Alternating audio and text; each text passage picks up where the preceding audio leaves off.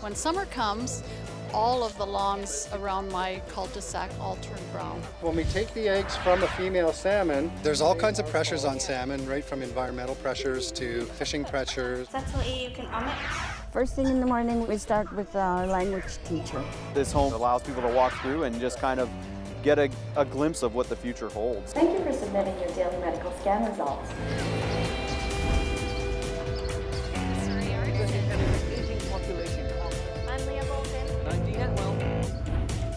Fraser Focus, a fresh perspective beyond the bridge. Hey guys, welcome to Fraser Focus, local faces and local places. I'm Leah Bolton. And I'm Dean Atwell. Spring has already sprung. I can't believe it's the middle of May already. It's here. We're heading into Chilliwack later to learn about early learning with the indigenous communities. Also in this show, we take part in a salmon release and we do some cooking with some local kids. And what does your future home look like with technology? We'll find out. Now to start off the show though, we're going to check in with some homeowners about the upcoming impending water restrictions.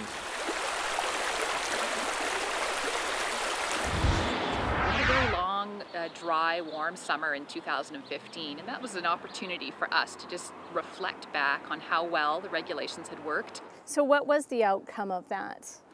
The regulations proved to be incredibly effective in 2015 in the way that we used our water. People were very excellent actually at embracing them and did really well at bringing their water use down as we went through that long, dry, hot summer. For about the past 20 years, Metro Vancouver has really focused on lawn watering as our major water conservation tool, and it is incredibly effective during those long, hot summer months. Our water use may be on a typical day throughout the years about 1 billion litres a day. When we go into a hot, dry day, that can go up to 1.5, 1.7 billion litres. And we know from studies that most of that water is going on our lawns. They charge us now for water. It costs something like $80 to $90 every 2 months. And so when summer comes, all of the lawns around my cul-de-sac all turn brown. We let our front lawn go brown and we would keep our back lawn green. We'd focus on that for whatever area we were going to use for recreation and family. When most people think about that, the water restrictions, they think about sprinklers. Dean, my colleague, he has visited some people. They get artificial turf as kind of an alternative and that sort of thing.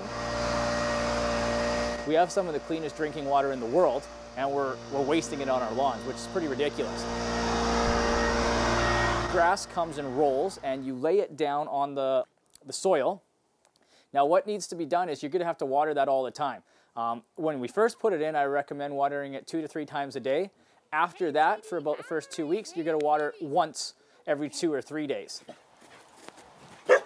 How were you impacted by the droughts and all the water restrictions that were happening over the last few years? We cheated a little bit.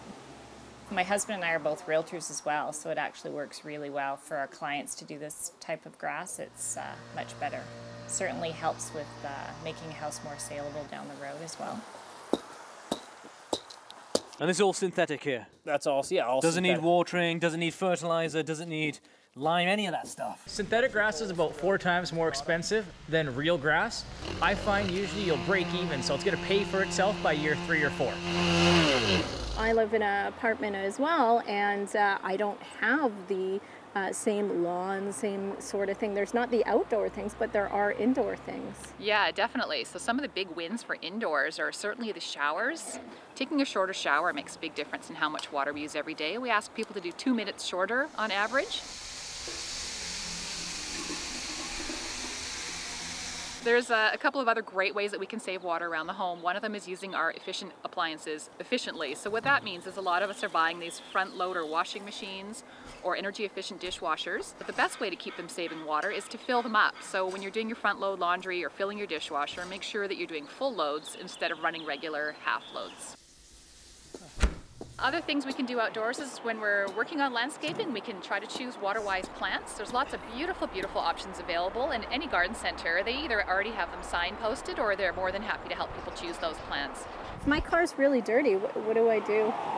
We do have information about doing water-wise car washing, so a lot of people now are switching over to making sure they have a bucket on hand to do their car washing. There are, however, other things that we can do. We've just launched a conservation campaign last year that a lot of our cities are using. and it looks at other ways that we can save water indoors and out. Turning off the water while brushing teeth, shaving, or washing dishes can save up to 10 to 40 liters of water per day.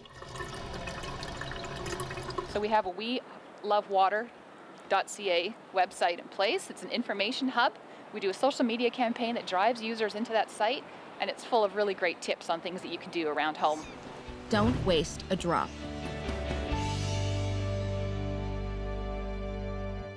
Hey Dean, take a look at this nice green grass. You're gonna miss it in the summertime. There'll be a lot of brown yards for homeowners across the Fraser Valley this year. You're watching Fraser Focus, more local stories when we come back. What are you gonna do with those? I'll kick that. Put them in the creek, gently. There they go, there they go, there they go.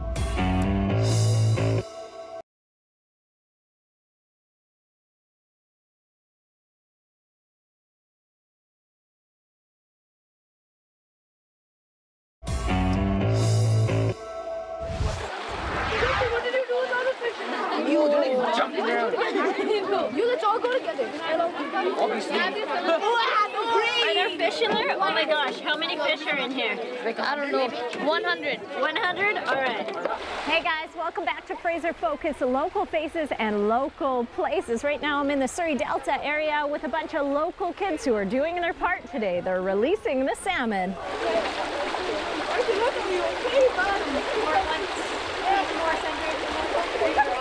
This little spot here is where we are right now, and the creek follows pretty well west down to the bottom. This area here is Burns Bog.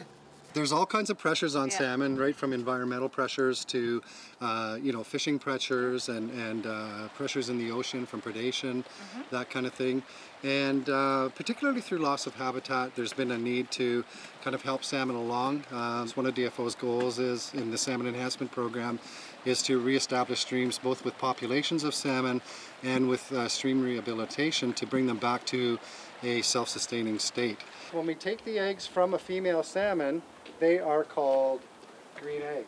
So our hope is that when we do these things, that the eventuality is going to be we don't have to release salmon here anymore. Now the creek is now self-sustaining again, and then with ongoing maintenance from groups like Streamkeepers, the creek stays in a viable state for salmon, and then hopefully then do well on their own. 200? 200? What are you going to do with those? I'll take that. Put them in the creek, gently. Why? So they can go to the ocean and come back. It's fun. Yeah. And I gained a lot of knowledge about salmon. What today. can you tell me about salmon?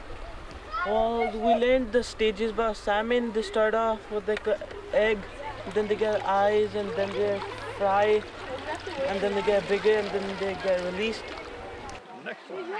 Have you done this before? No, first time. First time? Yes. One of the biggest problems for our local salmon streams is that they are receiving vast amounts of rainwater runoff from streets, parking lots, rooftops, that comes into the creeks via pipe. The piped water is pretty dirty, carries a lot of pollutants with it, and also it goes through the system and out to the ocean lickety-split instead of soaking into the ground where it becomes part of the groundwater supply. The result is that you have a polluted creek in the winter with far too much water, and then in the summer your creek starts to get too dry, too warm, too shallow because we haven't stored the groundwater. That's a storm drain. What about this? Yep, another storm drain. So rain gardens take the rainwater runoff from these parking lots and streets, soak it into the ground, and replenish the groundwater that keeps the creeks clean and healthy. And there's like a lot of kids, right? If they drop one, they don't think they think it's okay. But like that salmon life matters to that one salmon. What else did you learn about salmon today?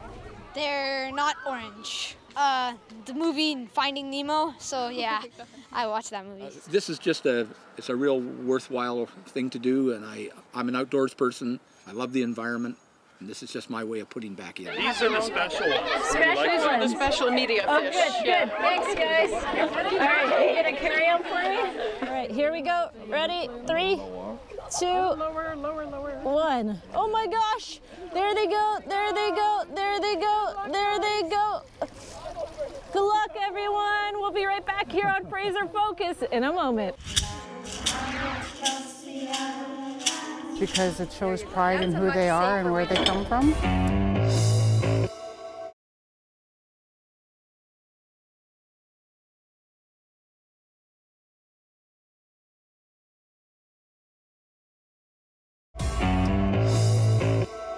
Welcome back to Fraser Focus. We're here in Chilliwack, where we're learning about culturally relevant early education and how it's had the power to transform the community of the Skwah First Nations.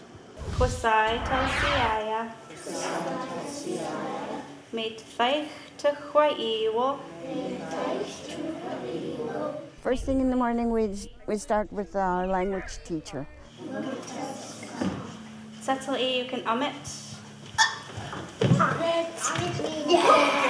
We open with a prayer, and then we go to games. They're going to go play outside. Playground out there, right? In like 1995, 96 or something like that. I still remember coming here, and Cora was here. Yeah. Teaching. And now here you are giving back. Yeah. And you're teaching language. Because yeah, fantastic. Cora, you didn't have a chance to learn the language when you were getting your education. No, I learned it from Mom taught me when we were small. So. But as you were getting your education, was any of that cultural education available to you? Nope, no. This is 2016 graduation. So would you say that there is a stronger community feel being built here for these kids? They will be stronger. It is stronger. My daughter, she attended here about 17 years ago. She never had any of this. But like I said, there's the last 5-10 years, this has been coming back to our school. We look after our kids, and then they'll graduate and we feel good about it. So this is our first preschool class that happened in 1978-79, and some of those people in that picture are now current staff members here. Let's put it on that side. This is Michael, and he started here in 2005. That was when we got involved with preschool, and we've had probably 10 of our foster children come through the preschool. Yeah, you can reach it. This cultural aspect of the school has meant a lot to our kids and us as well. We enjoy participating with the children in the cultural stuff. Ready? Okay, show me. One more minute, please. I mean, they all have challenges. Many of them have been through different foster homes. They are usually drug addicted. The mother has used alcohol and drugs during the pregnancy. Eric, I need some help. It's hard. Meet Felicia.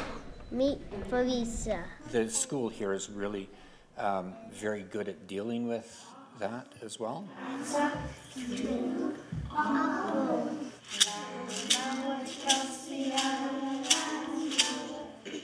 Because it shows pride in who they are and where they come from, as well as the natural part of where they grow up, and it's part of their culture. So, and with the new curriculum that just came in, we're totally focused on a lot of the culture. Eric. I think it's very important there that our Halkomelem language is it's a must. I think they should learn that. A lot of our teaching comes out with that, and it's good for them to get an early start at it. Malachi. You know, a lot of our people are, you know, we're looking for kind of a solutions ourselves too. I mean, we're losing this, but we're hanging on. We're hanging on to our culture, and that's probably one of the main things that we do, is looking after ourselves now.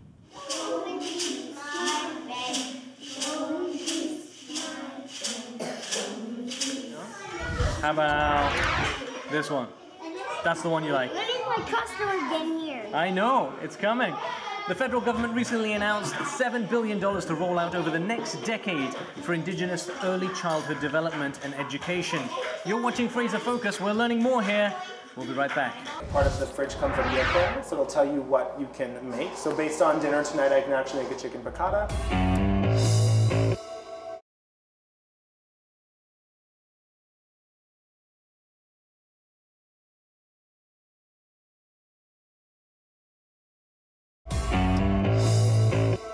Hey guys, welcome back to Fraser Focus, local faces and local places. The future is changing and technology is shaping the region. I'm here in Surrey taking a sneak peek at the new innovative smart home concept.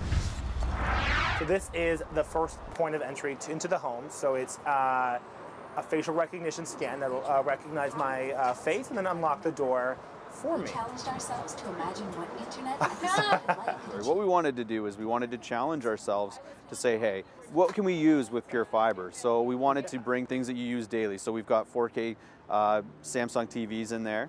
So that's utilizing things in today, and then also what we can see in the near future. What this home represents is it allows people to walk through and just kind of get a glimpse of what the future holds, you know, in the coming years, because it's right on our doorstep. So I can just walk up and be like, you got whoop, it, whoop, boom, whoop. little Oh, face scan, and that's not the right person. and off you go, exactly. Yeah. The technology's here, it's doable, it's just about sort of making it more accessible to the average mainstream consumer. The future home is powered by the telescreen fiber network. The fiber is made up of strands of flexible glass that send information at the speed of light that run directly to your home. That's why we're digging up the roads, and that's why you see us out there every day. We're physically laying all the fiber footprint. The idea is to get everybody connected, so it's there for the future. Smart fridges now help you manage your shopping lists, plan your meals days in advance, and stay on top of your calendar. Perfect. Now you don't have to make that list. It's taking care of it. The idea with the smart fridge is that you can track all of your food, all of your inventory, know what's going bad. Part of the fridge comes a meal planner, so it'll tell you what you can make. So based on dinner tonight, I can actually make a chicken piccata.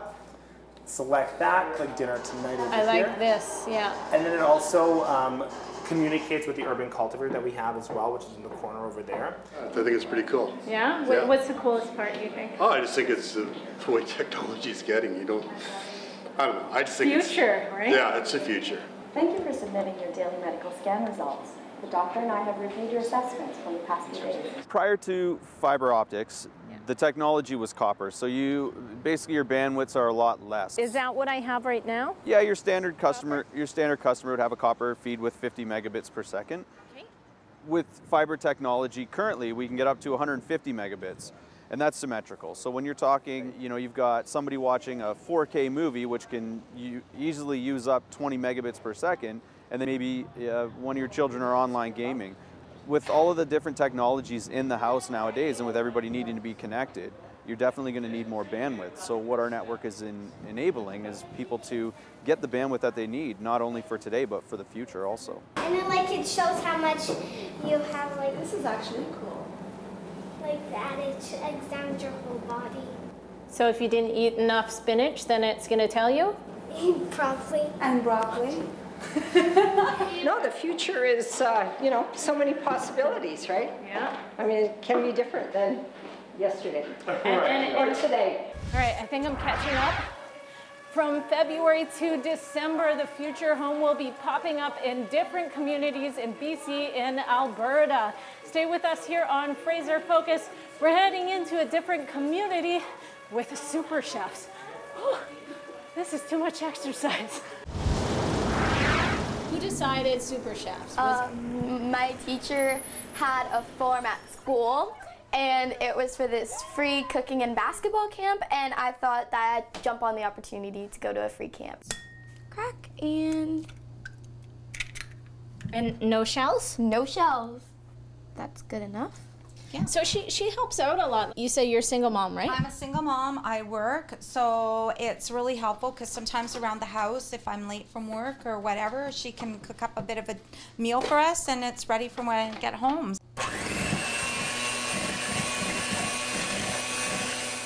I think it's a better way of being healthy because there's a lot of trans fats in foods and saturated fats. Whoa, whoa, there's big words here. In Superchefs, they taught us to use the claw, and that's where you go like this. Oh, yes, yeah, so and you don't cut your fingers off, right? Yes.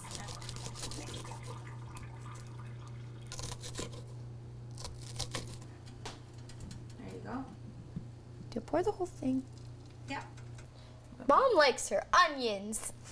I do. I love onions. I think it's good. Not that my breath likes it, but I like it. we budget ourselves. So, I mean, for us to eat healthy, we make sure that we budget ourselves in order to have that happen. And I think if you plan your budget smartly, you can manage it. Isn't that the way your mom likes it? I think she'll like it. I think. Like I say, it all goes into one place and it doesn't go into your stomach looking perfect. Looks good. Yeah, looks fine. You did great. Thank you. Okay, you hungry? I'm very proud. I am. Bon appetit. Oh, thank you. Perfect. That's all I Okay. have. There you go, Mom. Thank you. There we go. Gotta have my ketchup. It's a delicious looking omelet that Janae made here. Now we're gonna head over to Michaela's and see what she has in store for us. I hear it's delicious. I hope so. Me too.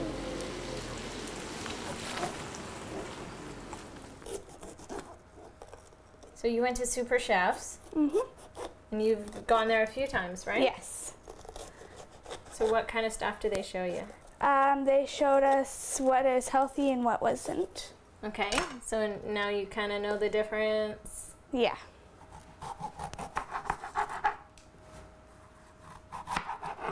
What are you making first? I'm making the salsa first. She was in grade 6 when she first started at James O'Neill School. And then it just continued from there. And well, it's a good benefit for her because it gives her the responsibility of, you know, sharp knives and ovens and, you know, things like that. What do you think? It's wonderful. Big chunkies. I gotta have some more. It's so yummy. Those are essential cooking skills, Dean. I don't even think they teach home ec anymore. Well, sounds like they could certainly run circles around me. And that concludes today's edition of Fraser Focus, local places and local faces. If you guys have a story to tell, don't forget to contact us. You can send us an email, give us a call, or there's always social media, JoytvBC. I'm Leah Bolton. And I'm Dean Atwell. Thank you for watching.